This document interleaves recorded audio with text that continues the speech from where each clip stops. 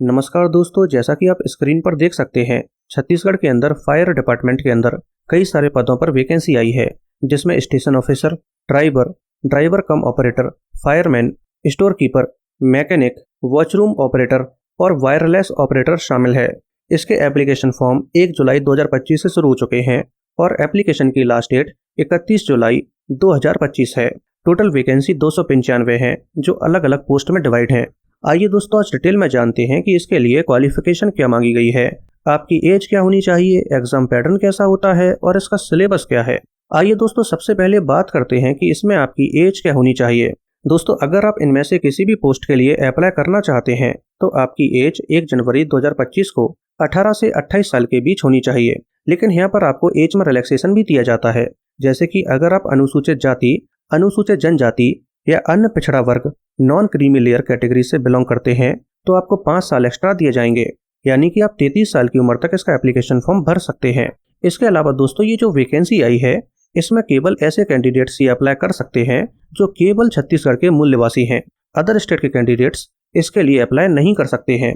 इसके अलावा ऐसे कैंडिडेट्स जो ओबीसी कैटेगरी से बिलोंग करते हैं और रिजर्वेशन चाहते हैं तो आपको रिजर्वेशन तभी दिया जाएगा जब आप ओबीसी कैटेगरी में नॉन क्रीमी लेयर से बिलोंग करते होंगे और आपके पास नॉन क्रीमी लेयर का सर्टिफिकेट होना चाहिए, जो इस एप्लीकेशन फॉर्म की लास्ट डेट यानी कि 31 जुलाई 2025 से 3 साल पुराना होना चाहिए। अगर आपका कास्ट सर्टिफिकेट 31 जुलाई 2022 से पहले का बना हुआ है तो आपको नया सर्टिफिकेट बनवाना होगा और इसका एप्लीकेशन फॉर्म भरते समय आपको नया सर्टिफिकेट ही अपलोड करना होगा, तभी आपको रिजर्वेशन दिया जाएगा। दोस्तों, इसके अंदर कई सारी पोस्ट पर वैकेंसी आई है, लेकिन इस वीडियो में मेनली फायरमैन और ड्राइवर कम ऑपरेटर के बारे में डिटेल में बात करेंगे, क्योंकि सबसे ज़्यादा वैकेंसी इन दोनों ही पदों पर आई है। दोस्तों, अगर आप फायरमैन के लिए अप्लाई करना चाहते हैं तो आपकी केवल 12th क्लास कंप्लीट होनी चाहिए, तो फिर आप फायरमैन के लिए अप्लाई कर सकते हैं। लेकिन अगर आप ड्राइवर कम ऑपरेटर के लिए अप्लाई करना चाहते हैं तो फिर आपकी 12th क्लास कंप्लीट होनी चाहिए और साथ में आपके पास भारी मोटर वाहन यानी कि हैवी मोटर व्हीकल लाइसेंस होना चाहिए, तभी आप ड्राइवर कम ऑपरेटर या फिर ड्राइवर के लिए अप्लाई कर पाएंगे। आइए दोस्तों, अब जानते हैं कि इसका सिलेक्शन प्रोसेस कैसा होता है। दोस्तों, इसका एग्जाम पैटर्न 2 स्टेज में डिवाइड होता है। पहली स्टेज में फिजिकल मेजरमेंट टेस्ट और फिजिकल एफिशिएंसी टेस्ट होता है और दूसरी स्टेज पर एक एग्जाम होता है जो एमसीक्यू फॉर्मेट में होता है। आइए दोस्तों, इन दोनों ही स्टेज को थोड़ा सा डिटेल में जान लेते हैं। दोस्तों, पहली स्टेज पर फिजिकल स्टैंडर्ड टेस्ट और फिजिकल एफिशिएंसी टेस्ट होते हैं। ये दोनों ही टेस्ट एक ही दिन होते हैं। सबसे पहले फिजिकल स्टैंडर्ड टेस्ट होता है, जिसमें अगर आप लड़के हैं तो आपकी हाइट 168 सेंटीमीटर या उससे ज़्यादा होनी चाहिए और आपकी चेस्ट 81 सेंटीमीटर होनी चाहिए और एक्सपांड यानी कि फुलाने के बाद 86 सेंटीमीटर होनी चाहिए।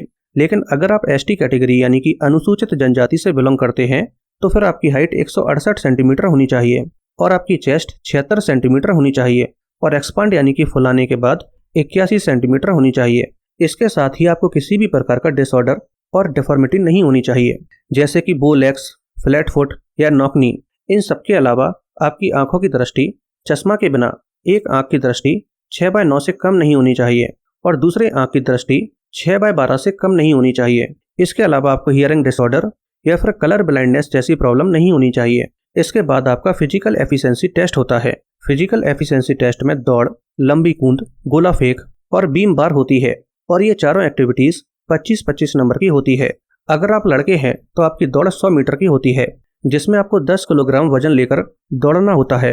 अगर आप 15 सेकंड या इससे कम समय में दौड़ कंप्लीट कर लेते हैं तो आपको 25 में से 25 नंबर दिए जाएंगे। लेकिन अगर आप इसी दौड़ को 17 सेकंड में कंप्लीट करते हैं तो फिर आपको 15 नंबर दिए जाएंगे। लेकिन अगर आप इस दौड़ को 20 सेकंड या उससे ज़्यादा समय में कंप्लीट करते हैं तो फिर आपको कोई भी नंबर नहीं दिए जाएंगे। इसी तरह से अगर आप लड़की हैं तब भी आपकी 100 मीटर की दौड़ होगी, लेकिन आपको 5 किलोग्राम वजन लेकर दौड़ना होगा। अगर आप 15 सेकंड के अंदर दौड़ कंप्लीट कर लेती हैं तो आपको 25 में से 25 नंबर दिए जाएंगे। लेकिन अगर आप 20 सेकंड से ज़्यादा समय लेती हैं तो फिर आपको कोई भी नंबर नहीं दिए जाएंगे। इसी तरह से लंबी कूद के लिए भी टोटल 25 नंबर हैं और इसके लिए क्या पैरामीटर है इसे आप टेबल में देख सकते हैं।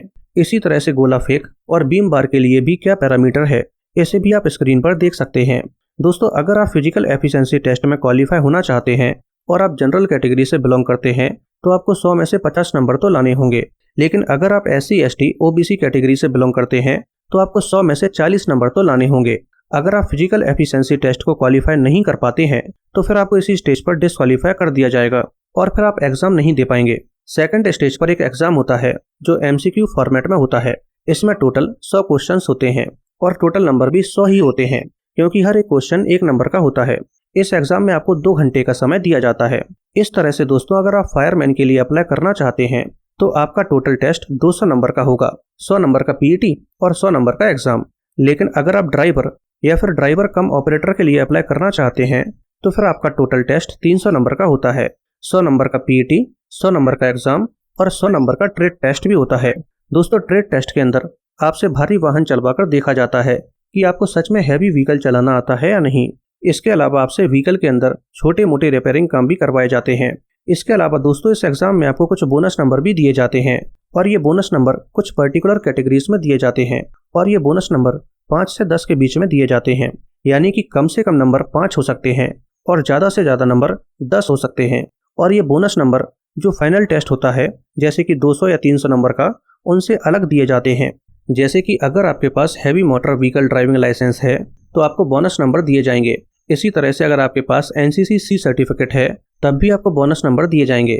इसी तरह से अगर आपने नेशनल लेवल पर किसी पर्टिकुलर स्पोर्ट्स में जीत हासिल की है, इंडिविजुअली या फिर टीम के साथ, और आपके पास इसका सर्टिफिकेट है, तब भी आपको बोनस नंबर दिए जाएंगे। आइए दोस्तों, फाइनली बात करते हैं कि अगर आपका फाइनल सिलेक्शन हो जाता है तो आपकी सैलरी क्या होगी। दोस्तों, अगर आपका फाइनल सिलेक्शन फायरमैन के तौर पर हो जाता है तो आपकी पर मंथ सैलरी 20,767 रुपये होगी। लेकिन अगर आपका final selection driver cum operator के तौर पर होता है तो आपकी पर मंथ सैलरी 22,400 रुपये से लेकर 71,200 रुपये के बीच होगी। दोस्तों, अब अगर आप जानना चाहते हैं कि इसका सिलेबस क्या है तो आप कमेंट में सिलेबस टाइप कर दीजिए, मैं इस पर भी डिटेल्ड वीडियो बना दूंगा। और अगर आपको ये वीडियो पसंद आई हो तो वीडियो को लाइक करके चैनल को सब्सक्राइब कर लीजिए।